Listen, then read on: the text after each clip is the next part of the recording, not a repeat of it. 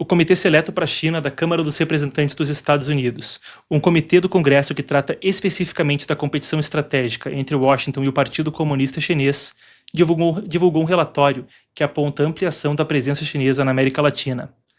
O relatório fala de uma infraestrutura espacial e tecnológica com potencial de uso militar.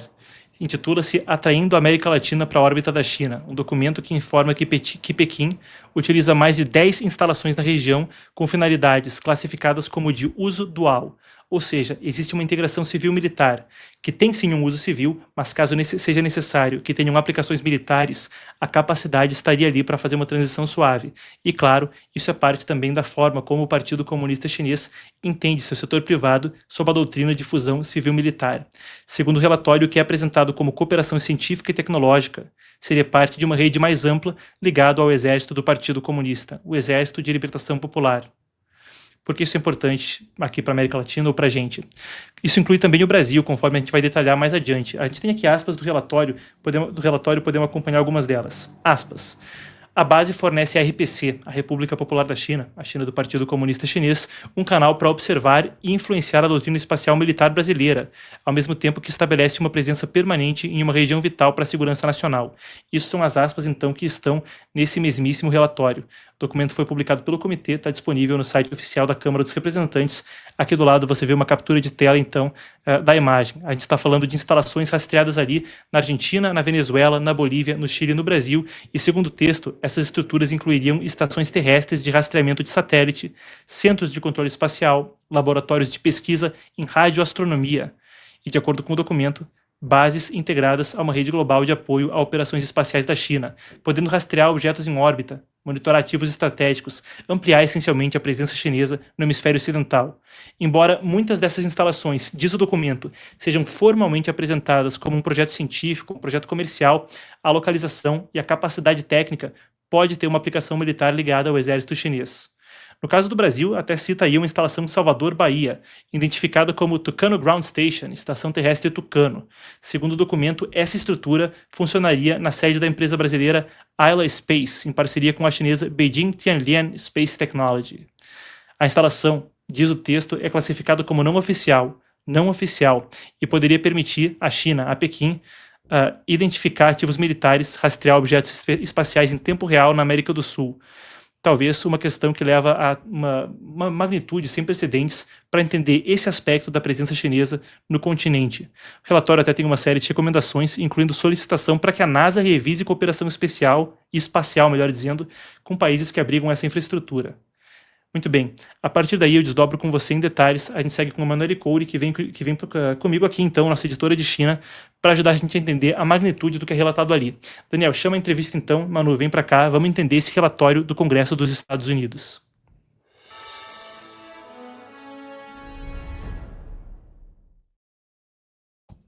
Manu, bem-vindo então, o relatório está aqui do meu lado, eu já estava dando as informações preliminares. Explica pra gente, qual é a gravidade do que é revelado nisso? Porque me parece que dá um vislumbre, pelo menos nessa área aeroespacial, de uma presença da qual não se tinha ciência, ou pelo menos não era amplamente publicizada, da presença do Partido Comunista Chinês. Contigo a palavra. Bom, Marcos, boa tarde.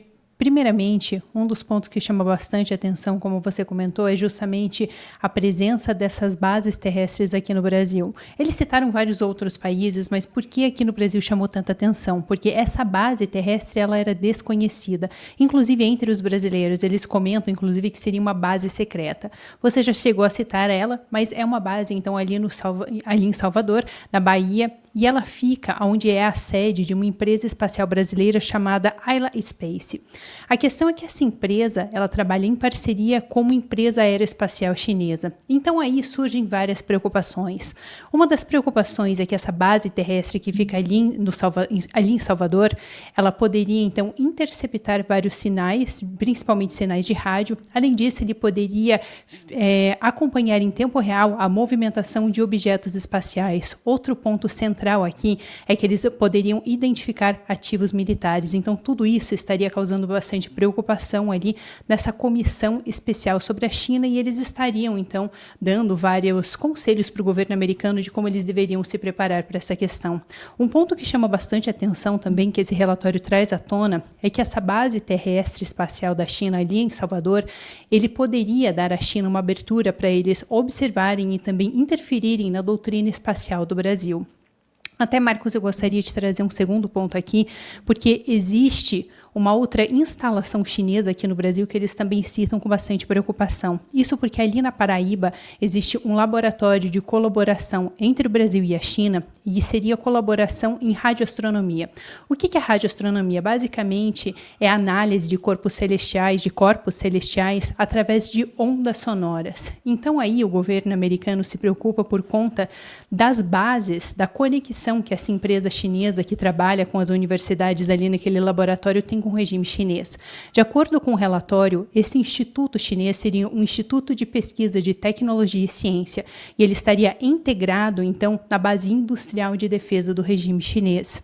E justamente aí depois a gente pode desdobrar isso em mais detalhes, mas existe uma preocupação por conta da estratégia civil-militar do regime chinês, onde eles utilizam empresas com finalidades civis para aumentar e ampliar, então, a atuação do Exército de Libertação Popular, ou seja, o Exército do Partido Comunista Chinês. Então, aí entram várias preocupações, e vale destacar aqui para o Brasil, eu acredito que uma das principais preocupações, além, claro, da atuação do regime chinês aqui e a possibilidade deles utilizarem toda essa infraestrutura numa possível guerra, num possível conflito ali com os Estados Unidos, existe um ponto de que um dos conselhos dessa comissão para o governo americano seria para eles reavaliarem toda a colaboração com os países nos setores espacial, além disso também a colaboração no setor de defesa, ou seja, se o governo americano entendesse que seria um problema ter negócios e colaborações com o Brasil nesses setores por conta da situação da China aqui, então a gente poderia ter desdobramentos não muito favoráveis para o governo brasileiro, principalmente para o Exército. Claro,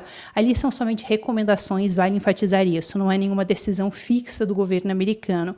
No entanto, também é importante salientar que essa comissão ela é muito influente no governo americano, principalmente durante esse segundo mandato de Donald Trump. Manu, uma das questões que eu queria expandir contigo, então, é porque, claro, quando você está falando de bases secretas ou uma coisa que estava por baixo do radar, que era sigilosa, isso, claro, que traz muito interesse. Mas eu quero que a gente coloque isso em perspectiva à luz da estratégia do regime chinês e da forma como as Forças Armadas utilizam a doutrina. É um exército que é essencialmente especializado em guerra não convencional e em táticas que estão muito além do que comumente se espera de uma guerra. Não é questão de disparar tiro, foguete, avião ou navio, mas não só questão cibernética, a gente está falando de guerra assimétrica e fusão civil-militar. Explica pra gente o que é essa doutrina de fusão civil-militar frequentemente associada ao exército chinês e como a gente está falando de instalações que podem ser de uso duplo, o que significa esse uso duplo e como é essa relação de fusão civil-militar, de uso de empresas civis pelo exército. Ajuda a gente a entender.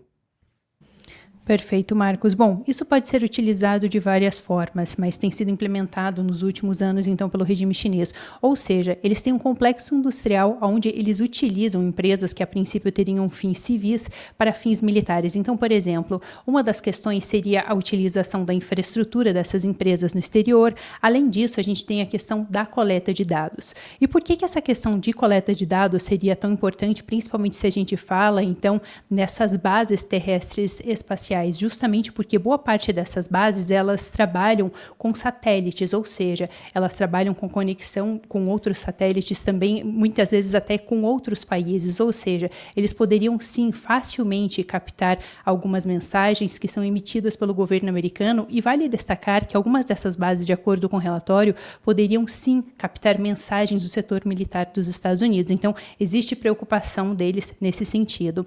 Outro ponto aqui, Marcos, que eu gostaria também de destacar, porque além dessa estratégia civil-militar, o regime chinês, na verdade, nos últimos anos, já tem implementado algumas outras legislações que obrigam que as empresas chinesas cedam ao Partido Comunista Chinês os dados de seus clientes se aquilo for considerado uma ameaça à segurança nacional, como, por exemplo, a Lei de Segurança Nacional de 2017. Além disso, eles têm uma outra lei que eles implementaram em 2023, que é a Lei de Segurança Ciberespacial. Então, justamente, a gente tem várias legislações sendo aplicadas, obrigando, então, essas empresas privadas a cederem os dados para o Partido Comunista Chinês. Então, isso é muito interessante, porque todas as vezes que uma parceria é firmada com uma empresa chinesa, existe já essa preocupação com esses dados sendo cedidos pelo partido. Agora, Marcos, eu até gostaria...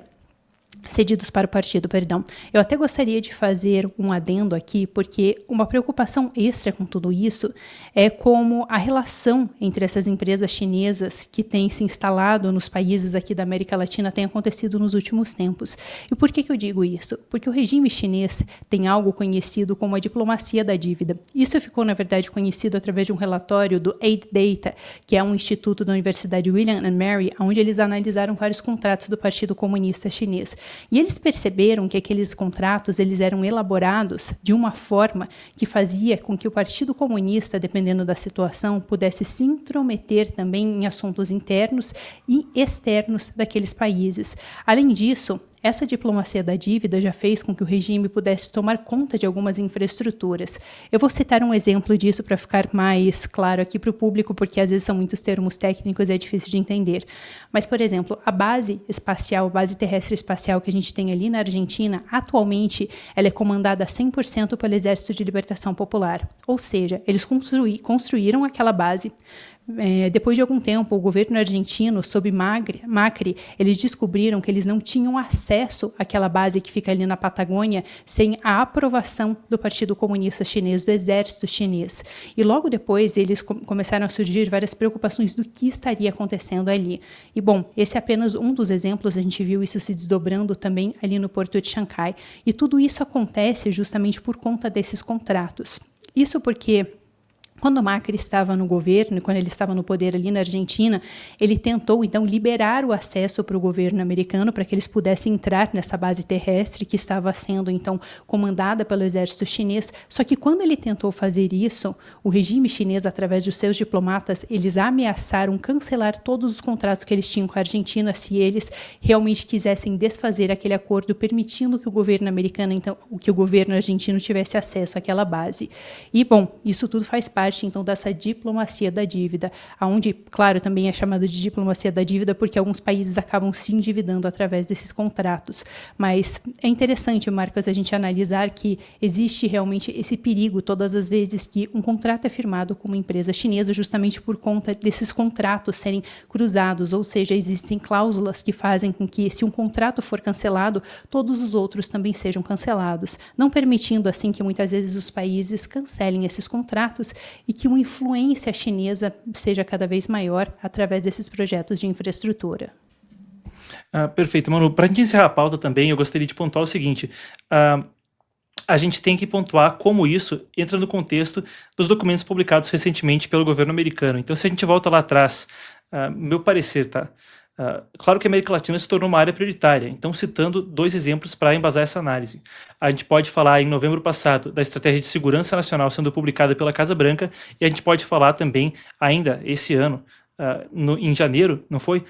A Estratégia de Defesa Nacional sendo publicada pelo Pentágono. As duas falando sobre a América Latina como uma área prioritária, um hemisfério de interesse privilegiado americano, e uma situação na qual se reviveria uma corolária Trump, então, uma doutrina colocando essa prioridade por aí, certo? Então, como isso afeta também a posição americana perante a China na América Latina? Parece ser parte desse movimento mais amplo de tentar retomar o interesse, retomar aí o protagonismo, depois de mais ou menos 2 décadas, onde quase a totalidade dos países da região passou a ter a China como seu principal parceiro comercial, ao invés dos Estados Unidos. Contigo a palavra, Manu.